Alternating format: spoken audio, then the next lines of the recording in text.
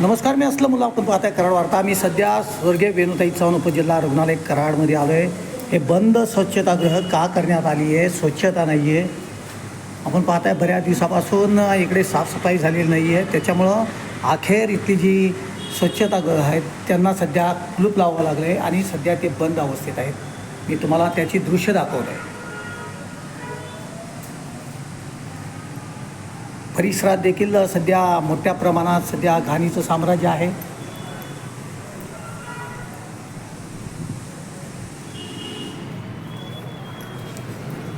हे उपजिल्हा रुग्णालय एक तालुक्यातील फार मोठं रुग्णालय मानलं जातं. इकडे असंख्य जे रुग्ण आहेत आपल्या विविध समस्या घेऊन इकडे येत असतात आणि इकडे आल्यानंतर आपण पाहत आहे की कशा प्रकारे या रुग्णालयात सध्या अवस्था झाली आहे.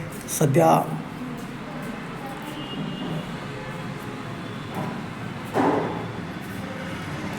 स्वच्छतागृहाचे दरवाजे बंद आहेत. ठिकठिकाणी अशा फरशा तुटलेल्या आहेत.